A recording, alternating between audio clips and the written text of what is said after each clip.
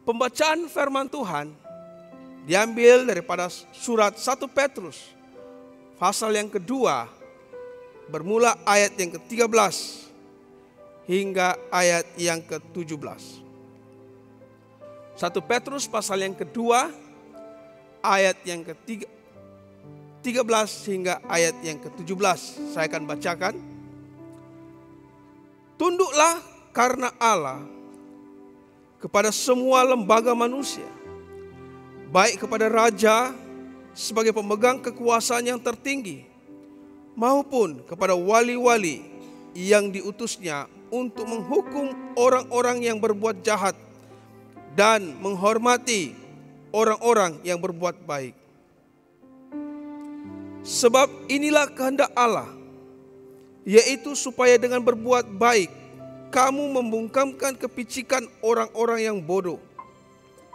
Hiduplah sebagai orang merdeka dan bukan seperti mereka yang menyalahgunakan kemerdekaan itu untuk menyelubungi kejahatan-kejahatan mereka. Tetapi hiduplah sebagai hamba Allah. Hormatilah semua orang, kasihilah saudara-saudaramu, dan takutlah akan Allah. Hormatilah raja. Demikianlah firman Tuhan. Syukur kepada Allah. Mari kita sama-sama bangkit berdiri sekali lagi jemaat Tuhan.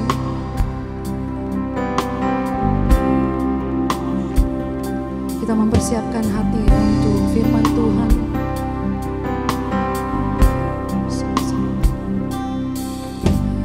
Tuhan, aku rindu. Tuhan, aku siap. Penuhi aku dengan roh-Mu. Ku rindu rawatan-Mu. Tuhan, aku rindu. Tuhan, aku siap. Penuhi aku dengan roh-Mu. Ku rindu lawatan-Mu.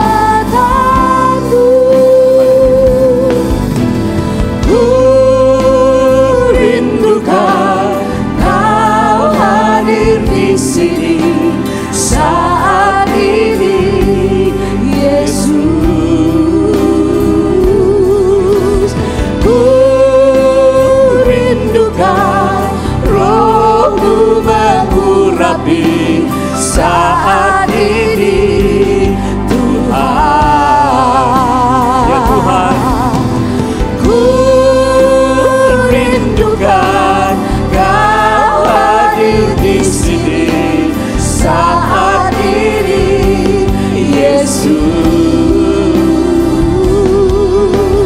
Ku rindukan Roh-Mu mengurapi saat ini, Tuhan. Saat ini Tuhan.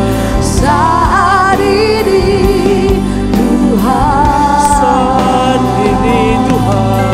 Saat ini, Tuhan.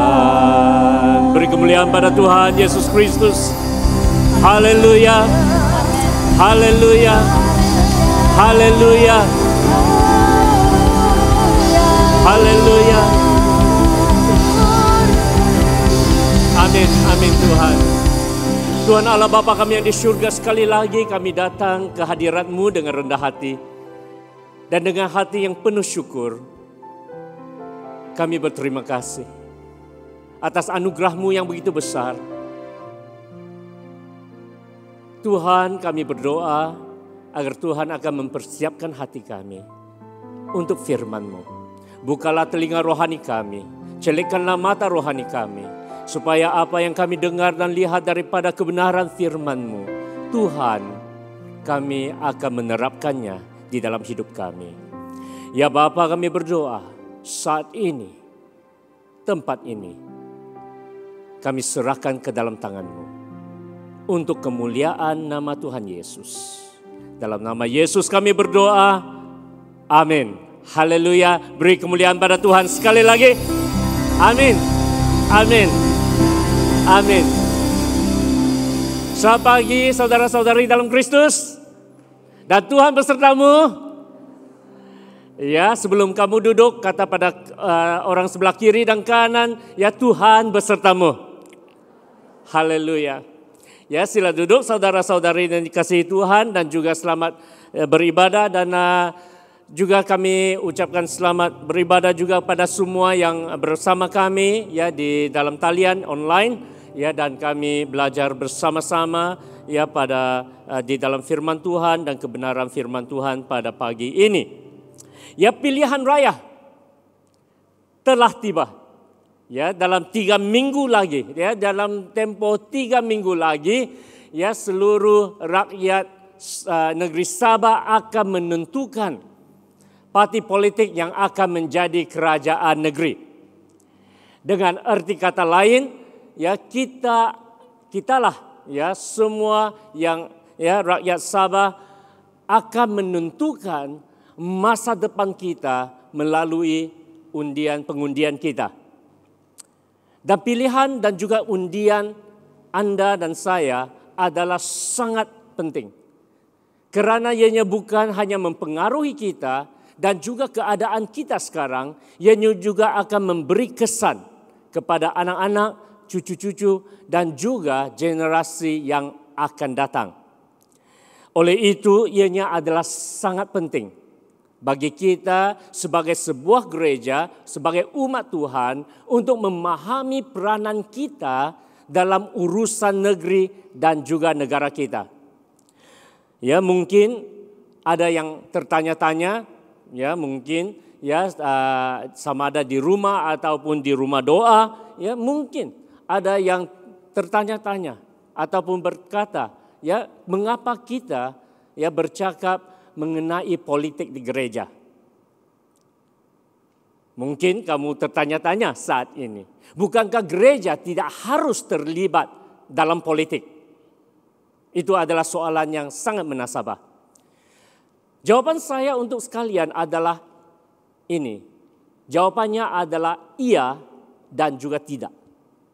Ini tidak bermaksud bahwa saya ya berdua pikiran ataupun berubah pikiran, tidak. Jawaban saya berdasarkan pemahaman kita akan peranan kita sebagai gereja, sebuah gereja, sebagai satu institusi, sebuah institusi, dan juga peranan kita sebagai anggota-anggota jemaat gereja. Jadi oleh itu, ya izinkan saya terus masuk di dalam perkongsian ini, karena ya dan topik hari ini ya adalah mengenai pemahaman kita mengenai politik, ya supaya apa yang kita bawa ya di dalam hari pengundian ya adalah sesuatu yang kita benar-benar fahami dan bukan sahaja mengikut secara buta-buta. Dan saya juga ingin katakan ya sebelum saya masuk ke dalam apa yang saya ingin kongsikan pada hari ini, ya ini adalah satu siri khotbah dalam 3 bahagian. Ini adalah bahagian pertama, minggu depan dan minggu yang akan datang lagi kita akan ya membina ya kefahaman kita, pemahaman kita mengenai ya politik dan juga peranan sebagai gereja dan juga sebagai anggota-anggota gereja dan juga sebagai warga negara ya Malaysia ini. Jadi mari saya ya teruskan dengan ya perkongsian pada pagi ini. Yang pertama yang saya ingin bawakan kepada sekalian adalah ini. Politik bukanlah satu perkataan yang jahat ataupun tidak baik. Ya. Ianya bukan satu perkataan yang jahat ataupun kata orang adalah perkataan yang kotor. Tidak sama sekali. Ya, perkataan politik ya sebenarnya ya adalah satu penerapan ya dan secara ringkasnya politik merupakan satu bidang tadbir urus. Ya ianya ya dianya menerapkan maksud ianya adalah satu bidang takbil urus ataupun dalam bahasa Inggrisnya a science of governance, ya. Ini maksudnya adalah ini, ianya menerapkan segala prinsip-prinsip dan juga dasar-dasar ataupun kata modern polisi-polisi, ya, untuk memerintah sesebuah institusi ataupun kerajaan. Ya, jadinya adalah satu prinsip, satu takbil urus bagaimana ya sesebuah kerajaan ya harus dilaksanakan. Jadi setiap parti politik mempunyai nilai-nilai dan juga visi ya tersendiri yang sering kami kenali sebagai manifesto politik. Ini adalah sangat penting, ya. Apabila sesebuah parti politik ataupun gabungan parti membentuk sebuah kerajaan, ya, mereka akan menerapkan nilai mereka dan berusaha untuk mencapai visi dan juga janji mereka pada negara. Segala yang diterapkan oleh mereka di dalam manifesto politik mereka. Dan apabila mereka ya duduk ya ataupun ya menjadi kerajaan, mereka akan menerapkannya, mereka akan membawa segala janji nilai mereka di dalam ya pentadbiran kerajaan. Jadi oleh itu politik adalah baik, ya, dan juga diperlukan untuk sesebuah negara untuk mendapat panduan dan juga hala tuju. Ya, apabila politik dilakukan dengan betul dan dengan baik dan saksama, ia akan dapat menyelesaikan banyak perbezaan, menggabungkan berbagai kepentingan dan nilai, ya, dan membuat polisi ataupun dasar umum ataupun membuat polisi kerajaan yang baik untuk mencapai tujuan dan untuk ya kebaikan bersama. Di dalam Amsal pasal 29 ayat yang kedua mengingatkan kita ini, ya, jika orang benar bertambah, ya, di dalam bahasa ya Ibraninya juga diterjemahkan apabila orang benar memerintah, bersukacitalah rakyat.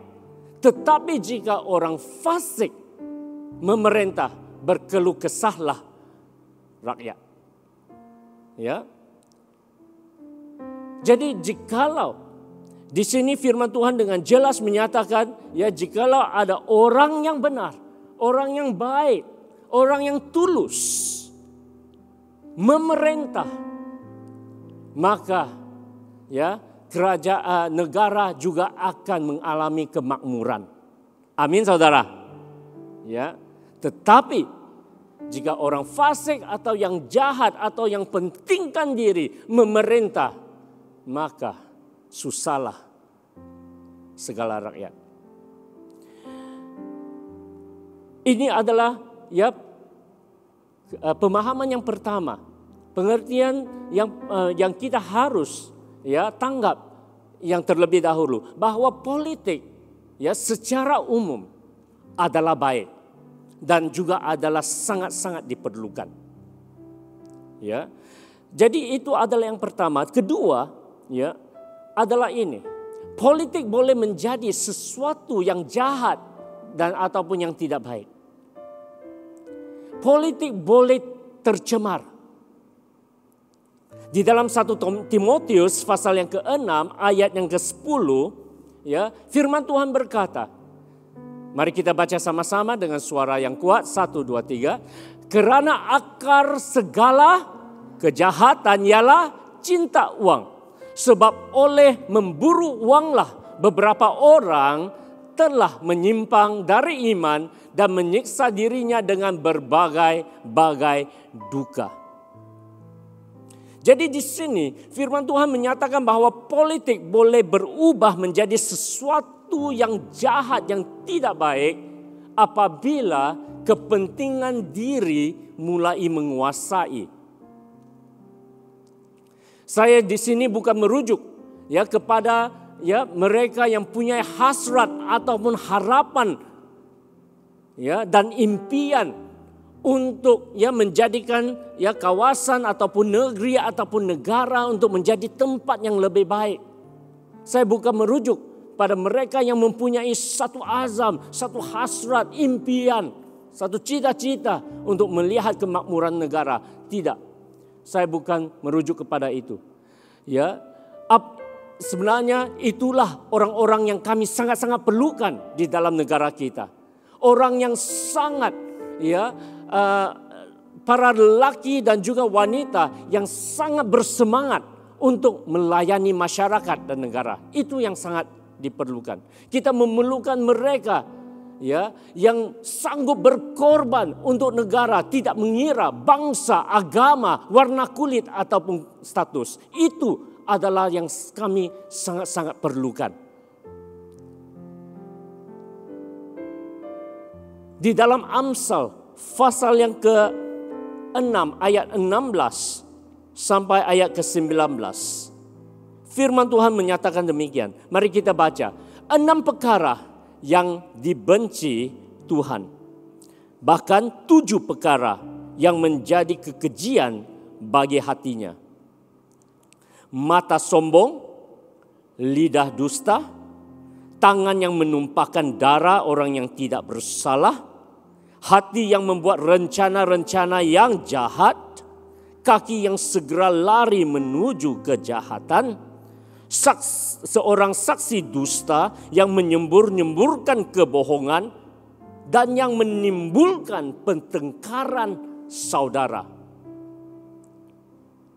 Di sini dengan jelas, firman Tuhan dengan jelas menyatakan di antara kepentingan diri yang akan merosakkan sesebuah bangsa ataupun negara adalah ini, ketamakan, kesombongan, perkauman, ketaksuban ataupun bermaksud yang tidak bertoleransi dan yang mempunyai prasangka.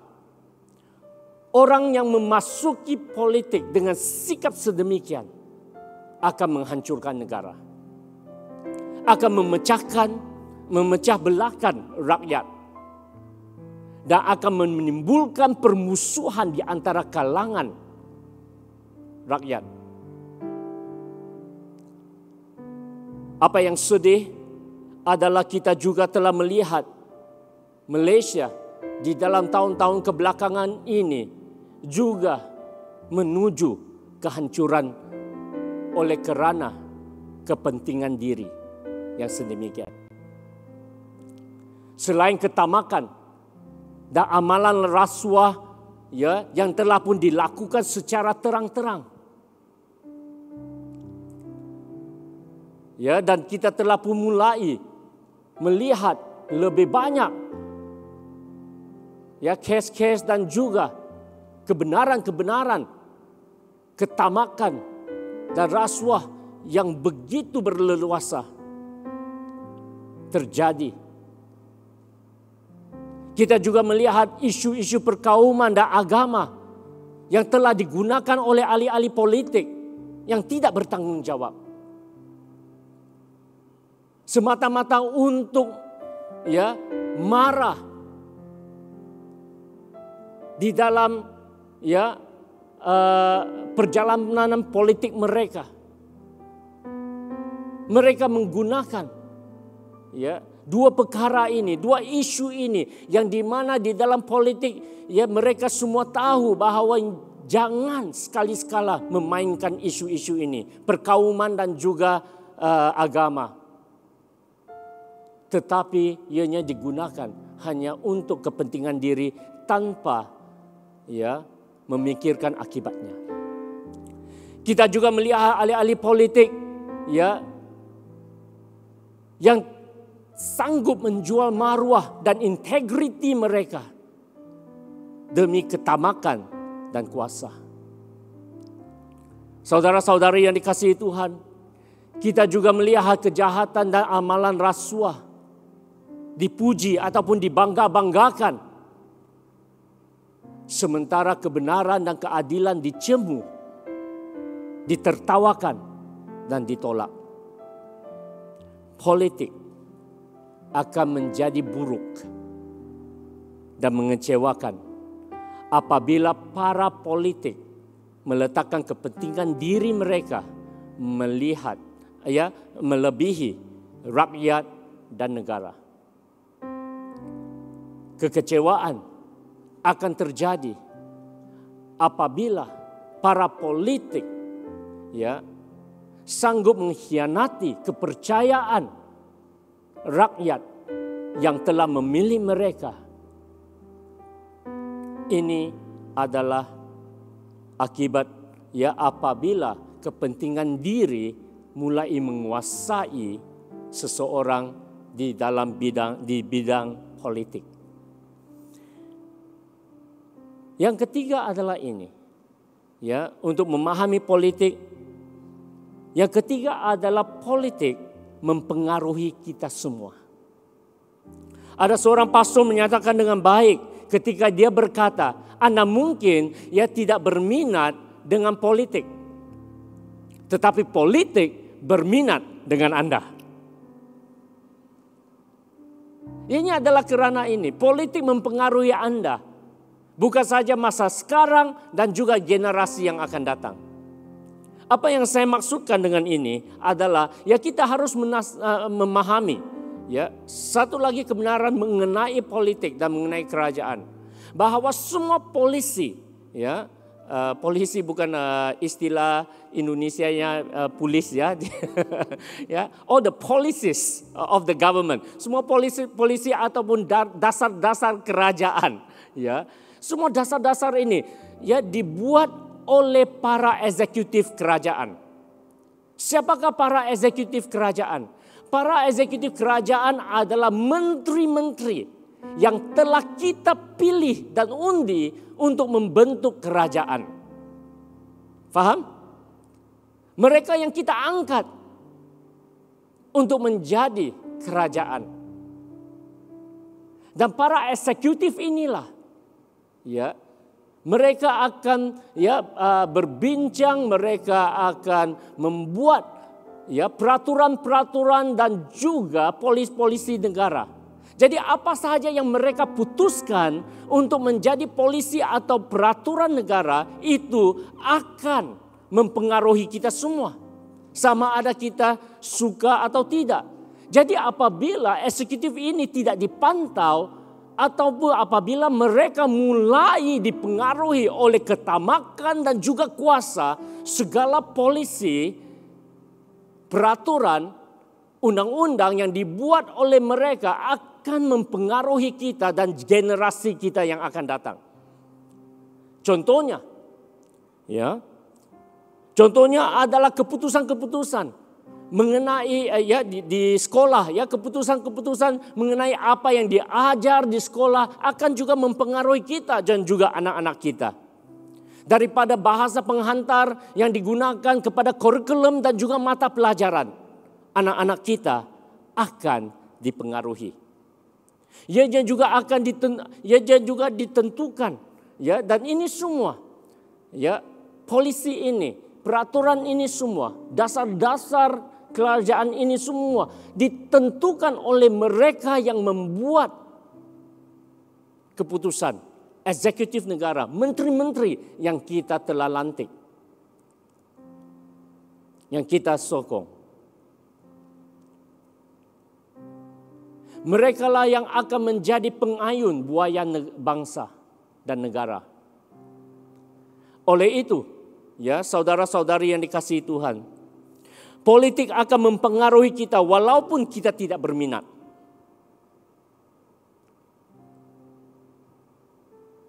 Bukan saja dalam hal persekolahan,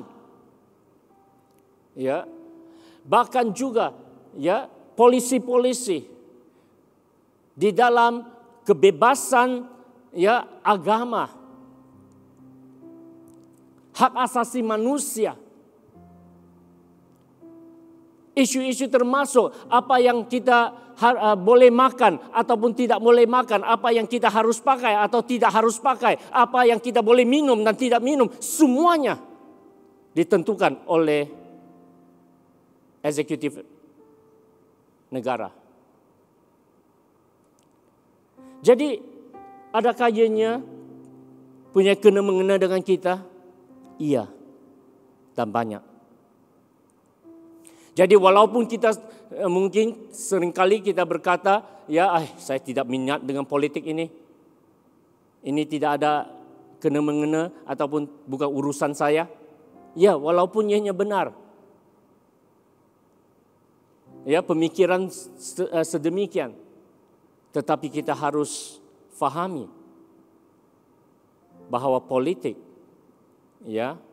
juga mempengaruhi kita dan juga masa depan kita. Oleh itu saudara-saudari, ini adalah these are the basics. Ini adalah dasar pemahaman politik yang kita harus fahami. Nah, saya akan masuki kepada soalan yang saya tanya tadi. Bukankah gereja harus tidak menceburi diri di dalam politik? Satu ungkapan yang sering kita dengar bila kita bercakap ataupun berbincang dalam hal politik dan gereja adalah apolitical, ataupun yang dimaksudkan bahwa gereja tidak terlibat dalam politik. Apolitical dalam bahasa Inggrisnya berkata bahwa gereja tidak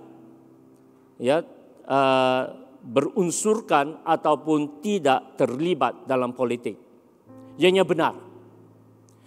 Karena gereja sebagai sebuah institusi tidak berpihak kepada mana-mana para politik. Sebagai satu institusi gereja adalah neutral dan tidak menyokong mana-mana pali politik. Dan gereja tetap menghormati semua jemaat yang mempunyai pendapat dan pendirian yang berbeza-beza di dalam politik. Ini adalah sangat penting. Sebagai sebuah gereja, kita adalah neutral. Kita di sini dari member ini kamu tidak akan dengar bahwa saya akan memberitahu kamu siapakah yang kamu harus undi. Parti mana yang kami harus sokong. Tidak. Sebagai contoh di mana apa yang saya katakan bahwa kita menghormati semua jemaah yang mempunyai pandangan dan juga pendirian politik yang berbeza adalah ini. Sebab di Gereja St. Patrick sendiri kita mempunyai jemaah dan juga para pemimpin yang menyokong parti-parti yang berlainan. Dan ianya adalah sangat sehat. Dan kami juga galakkan. Saya masih ingat dalam 2 pilihan raya umum yang lalu ini kita mendoakan jemaah dari berbagai parti politik yang menawarkan diri untuk menjadi calon yang bertanding untuk kursi DUN state dan juga parlimen. Dan anggota-anggota gereja kita yang melibatkan diri, yang juga menawarkan diri untuk menjadi calon. Mereka mempunyai pendapat, pendirian politik, mereka mempunyai manifesto dan juga mandat yang berbeza. Tetapi mereka juga adalah saudara-saudari kita di dalam Kristus. Amin. Saya masih ingat dalam 2 pilihan raya yang lalu ini, saya beritahu seluruh jemaat apabila saya mendoakan untuk calon-calon kita bahwa mereka first of all they are Christian. Pertama mereka adalah Kristen. Mereka adalah saudara-saudari kita. Dan kedua, barulah mereka adalah para politik. They are politicians. Saya secara pribadi telah pun mengucapkan tanya kepada mereka yang menang. Dan juga saya juga teks dan juga mendorong mereka yang kalah dan juga berterima kasih kepada mereka yang kalah, ya, kerana mereka menawarkan diri untuk berkhidmat untuk negara. Kami, ya, sebagai gereja, sebagai institusi, kami bersyukur untuk mereka.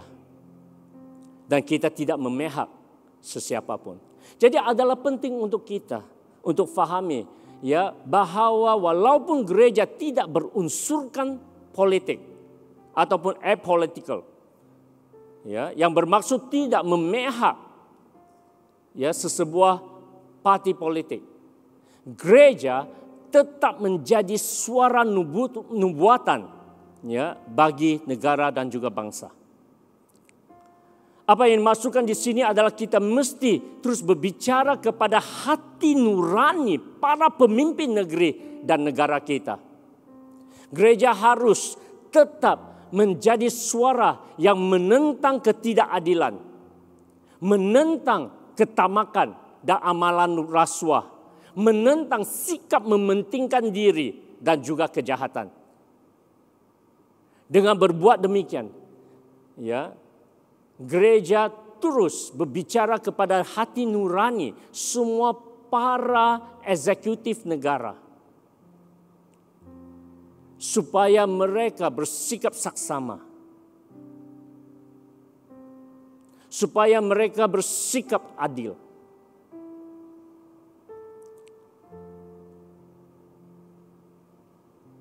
Dan dengan berbuat demikian, ya, untuk bersuara, gereja juga harus. Nah, bila saya kata gereja adalah, ya, sebagai satu institusi, ya, sebagai sebuah gereja, kita juga harus berhati-hati supaya kita tidak terseret ke dalam perangkap untuk menimbulkan permusuhan dan perpecahan yang lebih teruk, khususnya sikap yang tidak bertoleransi, ya, terhadap kaum dan agama.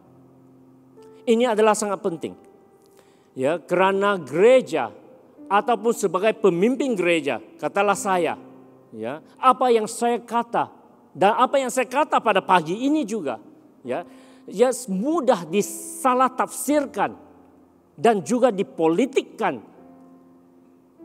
di dalam segala yang saya katakan ataupun lakukan.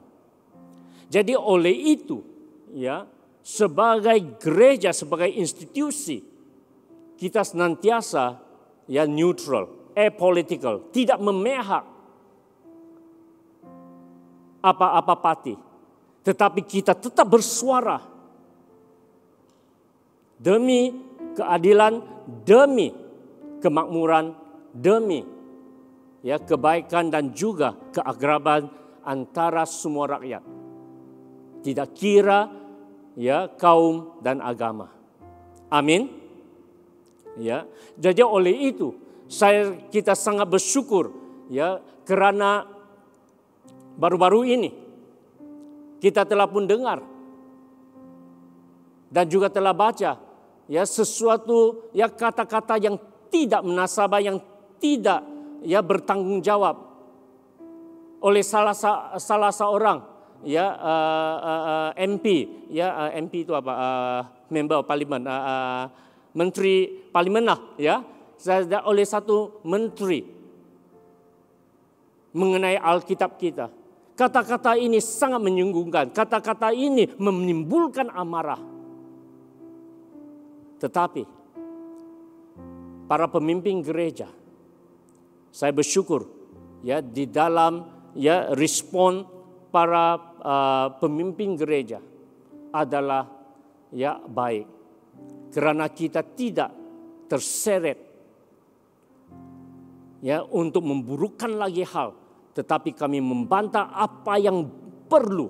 Salah itu adalah salah, jahat itu adalah jahat, tidak bertanggung jawab itu adalah tidak bertanggung jawab. Tetapi, ya, kita melakukannya dengan, ya, dengan baik dan juga dengan bertanggung jawab. Saya ingin menambahkan satu lagi nasihat, ya, yang sangat penting kepada semua orang Kristen.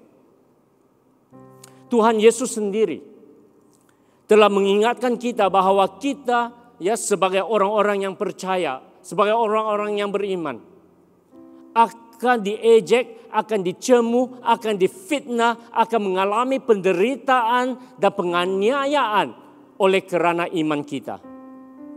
Firman Tuhan di dalam Alkitab juga mendorong kita bahwa ianya adalah wajar untuk menderita demi kebenaran. Jadi oleh itu sekiranya kita diejek atau diolok-olokkan dan dihina kerana kepercayaan kita, bersukacitalah. Itu adalah ajaran firman Tuhan. Serahkanlah perasaan sakit hati ataupun tersinggung kita kepada Tuhan. Dan di dalam kemarahan kita, janganlah berbuat dosa.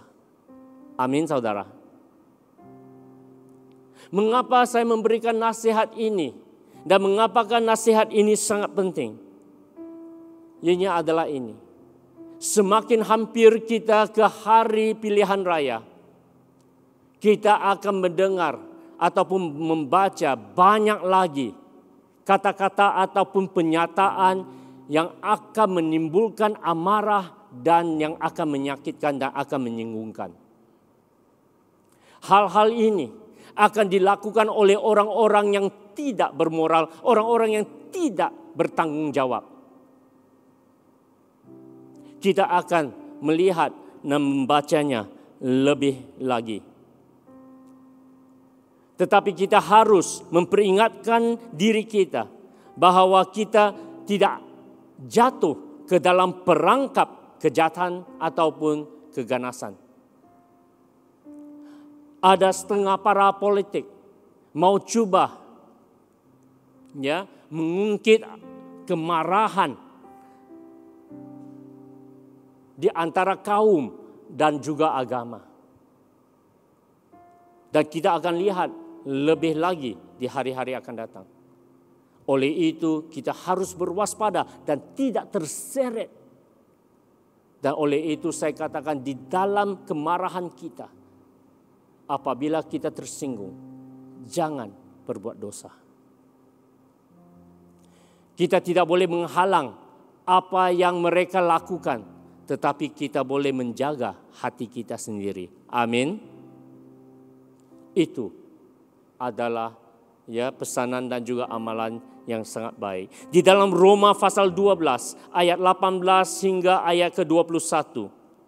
Firman Tuhan menyatakan demikian. Sedapat-dapatnya, kalau hal itu bergantung kepadamu, hiduplah dalam perdamaian dengan semua orang.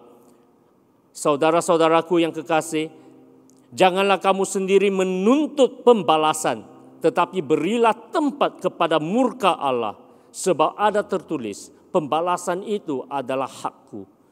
Akulah yang akan menuntut pembalasan, firman Tuhan.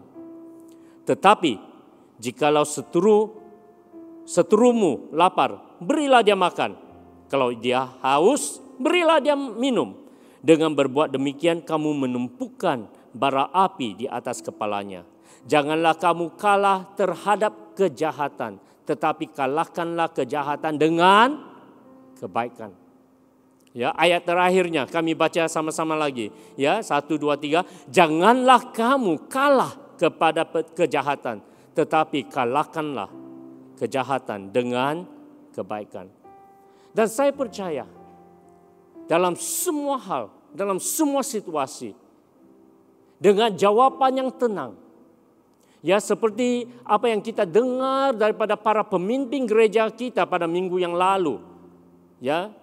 Apabila menteri yang tidak bertanggung jawab ini telah pun menyatakan mengenai Alkitab kita.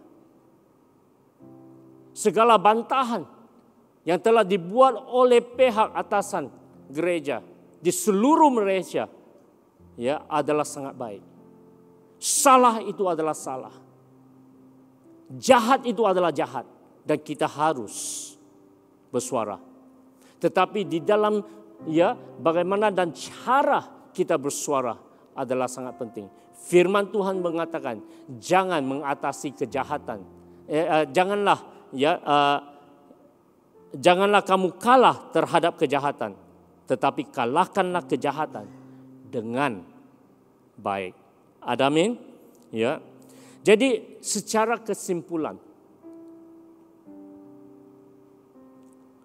saya percaya apabila kita, sebagaimana yang saya katakan tadi, apabila kita memberi jawaban yang tenang, dan apabila kita menjaga hati kita dan mengawal hati kita dengan kesabaran dan kasih, kita akan mengatasi kejahatan dengan kebaikan dan juga akan memelihara kesaksian kita sebagai warga negara yang bertanggung jawab dan juga mengasihi Tuhan dan mengasihi keamanan. Amin. Jadi jenis politik dan ahli politik yang kita sangat-sangat perlukan hari ini adalah orang-orang yang takut akan Allah. Tanpa mengira agama, ya. Jangan, saya akan jelaskan sebentar nanti. Dan juga di dalam bidang politik apa yang dikatakan orang yang buta warna. Yang tidak mengira, ya, bangsa ataupun status. Kita sangat memerlukan orang yang takut akan Allah. Di mana, ya, baik tidak kira seperti apa yang saya katakan, tidak kira sama ada mereka Kristen ataupun bukan Kristen. Selagi mereka takut akan Allah, artinya mereka tahu bahwa ada Tuhan yang memandang dan melihat semua hal dan semua orang akan dihakimi. Ini adalah sangat penting supaya hati mereka, ya, dan juga hati nurani mereka masih ada kesadaran, masih peka. Saya pernah katakan dulu, ya, apa yang paling bahaya bagi seorang manusia adalah apabila hati nurani mereka telah pun menjadi kebas, tidak lagi terasa apa-apa. Apa yang paling bahaya untuk seseorang manusia adalah apabila mereka tidak lagi takut akan Tuhan. Karena kalau seseorang itu tidak takut akan Tuhan, dia juga tidak takut akan manusia. Amin. Dan orang sedemikian adalah sangat bahaya. Karena hati nurani mereka telah pun, ya, tercelar. Dan mereka tidak lagi dapat membezakan antara baik dan jahat. Dan segala kejahatan mereka tidak akan terasa apa-apa. Itu adalah bahaya. Jadi oleh itu, ya, apa yang dimaksudkan saya adalah seorang yang takut akan Allah, tidak kira agama. Selagi mereka sadar bahwa mereka bukan raja.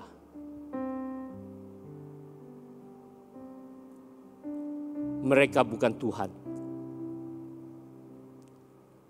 Dan apa yang kita perlukan juga, ya, adalah mereka yang dikatakan di sini, ya, buta warna. Apa yang dimasukkan oleh buta warna adalah mereka tidak terpengaruh dengan sikap yang tidak bertoleransi, yang tidak memandang rendah kaum ataupun agama lain. Yang tidak memandang rendah, mengikut status. Kita perlukan pemimpin-pemimpin untuk negara kita. Ada amin? Pada minggu depan, kita akan belajar dengan lebih dalam lagi. Ya, mengenai peranan, ya, umat Tuhan, peranan semua orang Kristen terhadap kerajaan. Dan juga kita akan pelajari lebih mendalam, ya, akan hak-hak yang telah diberikan kepada kita. Bukan saja sebagai warga negara, tetapi juga, ya, sebagai hak asasi pribadi sebagai manusia. Jadi kita akan pelajari semuanya ini minggu depan. Ini adalah sangat penting. Karena hal-hal ini semua akan juga memberi kita hikmat. Sementara kita mendekat hari pilihan raya. Sebelum saya mengakhiri, marilah kita mengimbas kembali apa yang kita pelajari pada hari ini. Yang pertama, kita telah pelajari bahwa politik itu bukanlah satu perkataan yang jahat ataupun tidak baik. Ianya adalah baik, adalah perlu untuk sesebuah negara untuk maju. Karena politik itu adalah bidang tadbir urus dan sangat diperlukan.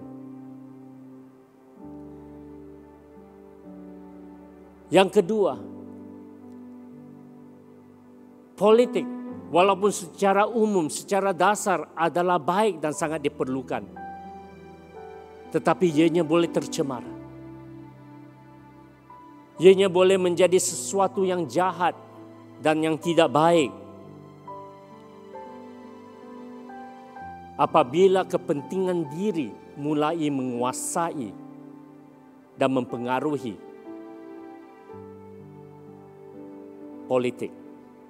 Yang ketiga, kita telah pun pelajari bahwa politik akan mempengaruhi kita, sama ada kita berminat atau tidak. Karena setiap kerajaan yang telah ditubuhkan, yang telah pun dipercayakan oleh rakyat, mereka akan membuat undang-undang, mereka akan membuat peraturan-peraturan, mereka akan membuat polisi-polisi yang akan mempengaruhi dan membawa kesan kepada seluruh negara. Jadi oleh itu, siapa yang kita pilih adalah sangat penting. Kita harus fahami apakah manifesto mereka, apakah mandat mereka, apakah visi dan juga nilai-nilai mereka. Kita harus tahu sebelum kita mengundi seseorang. Dan yang akhir sekali apa yang kita pelajari hari ini adalah sebagai gereja, sebagai satu institusi, gereja tetap neutral dan tidak memihak apa-apa parti politik. Tetapi sebagai gereja, kita menghormati semua para pemimpin ataupun semua jemaat yang mempunyai pendirian ataupun sokongan politik yang berlainan. Kita menghormati. Kalau kamu mau sokong ini, sokonglah. Kalau kamu mau sokong itu, sokonglah. Tapi kita harus tahu di dalam Tuhan kita adalah satu. Adalah amin? Jadi oleh itu adalah sebagai institusi, sebagai gereja kita tidak memihak sesiapapun, tetapi gereja tetap akan menjadi suara nubuatan, menjadi suara kepada hati nurani semua para pemimpin di gereja, di kerajaan, bukan saja di gereja, gereja pun Jadi kita akan senantiasa menyatakan apa yang benar. Kita akan menentang ketidakadilan, kita akan menentang ketamakan dan amalan rasuah, kita akan menentang sikap mementingkan diri dan segala kejahatan. Itu adalah apa yang kita harus terapkan. Jadi di dalam persiapan hati Anda sekalian, bukan saja mereka yang ada di rumah doa, tetapi yang mendengar secara dalam talian. Sementara kita mempersiapkan hati kita, kita harus bersiap untuk memilih kerajaan yang adil dan saksama. Amin. Saya juga di sini sebelum saya berakhir menyuruh kepada semua rakyat Sabah untuk berusaha kembali mengundi, ya, karena undian Anda sangat penting.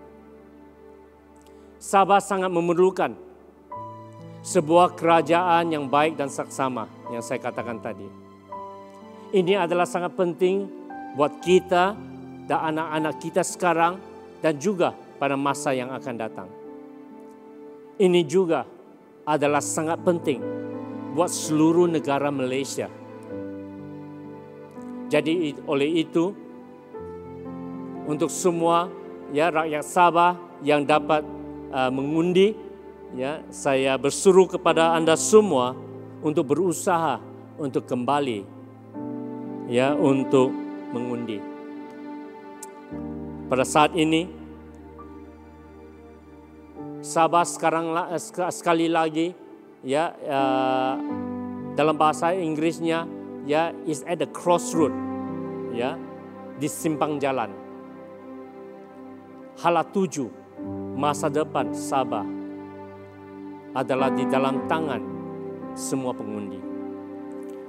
Jadi oleh itu marilah kita terus berdoa untuk hikmat, berdoa untuk negeri kita yang tercinta Sabah ini. Ada amin? Mungkin ada di antara kita di sini adalah daripada warga negara lain. Ya, saya juga mendorong Anda semua untuk berdoa untuk Sabah, ya, untuk pilihan raya dalam 3 minggu ini. Walaupun secara direct, ya, secara terus tidak ada kena-mengena dengan kamu, ya, tetapi apa yang terjadi di Sabah ini juga akan membawa kesan kepada semua orang, buat warga negara ataupun bukan warga negara. Jadi oleh itu marilah kita berharap kepada Tuhan, berdoa agar kebaikan Tuhan akan terus, ya, mengalir melingkupi seluruh Sabah.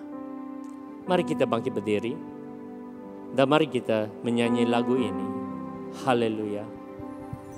Mari kita memberkati negara kita Malaysia di dalam doa kita lewat penyembahan ini.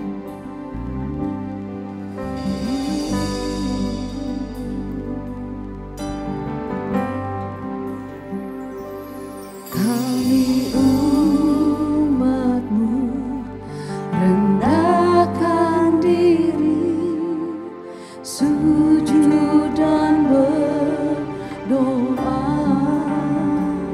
mencari wajah-Mu, berbalik dari jalan kami yang jahat.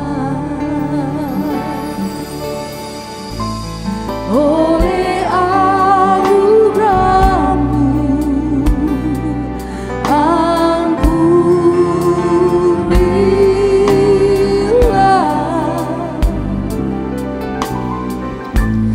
Oh,